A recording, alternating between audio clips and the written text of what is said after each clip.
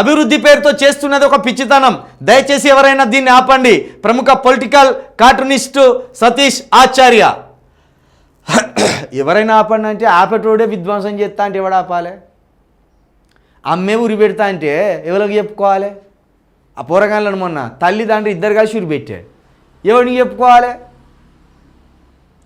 కన్నతల్లే 9 నెలలు కన్నతల్లే పాలిచ్చిన తల్లే మంచిగా పౌడర్ వేసి ముద్దు చేసిన తల్లే ముద్దుగా దగ్గరికి పిలిచి ఊరే తెవనికి చెప్పుకోవాలి.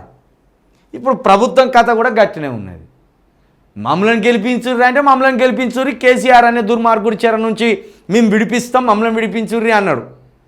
తీరా విడిపించినాక ఊరేసే ప్రయత్నం చేస్తాను. ఇది ఎంత మాత్రం ఆమోదనీయం కాదు.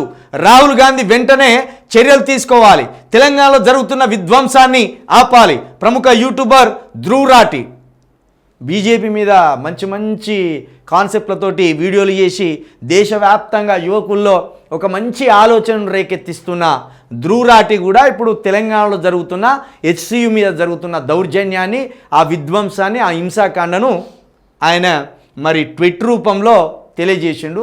ధ్రువ్ రాఠీ లాంటి నేషనల్ వైడ్ మైలేజ్ ఉన్న ఒక యూట్యూబ్ జర్నలిస్టు ట్వీట్ చేయడం అంటే తప్పకుండా ఇది దేశవ్యాప్తమైన చర్చకు దారితీస్తుంది. ఇది దేశవ్యాప్తమైన చర్చ కూడా ఉంటుంది.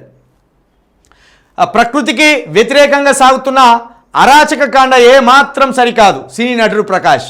Yes, very good. Prakash Raj గారు కూడా కొంత కాంగ్రెస్ మద్దతుదారుడు అయినప్పటికీ కూడా, ఎందుకంటే బీజేపీ అని ఒక మతోన్మాదాన్ని వ్యతిరేకిస్తుంటాడు కాబట్టి కాంగ్రెస్ మద్దతుదారుడుగా ఉండే అప్పుడు నేషనలైజ్గా. అలాంటి వ్యక్తి కూడా కరెక్ట్ స్టాండ్ తీసుకొని మాట్లాడుతున్నాడు. ఇట్లాంటి మానవతావాదులు కావాలి. ప్రభుత్వం ఏదైనా, పరిస్థితులు ఏదైనా వాస్తవం వైపు, నిజం వైపు నిలబడే ఇలాంటి మానవతావాదులు, ఇలాంటి ప్రజాస్వామ్యవాదులు కావాలి. కాబట్టి ఇంతమంది తువ్వాని ఉంచుతుంటే కూడా మీరు దీన్ని ఇంకా ముందుకు తీసుకపోతే మాత్రం మీ మీద దుమ్మెత్తిపోస్తుంది.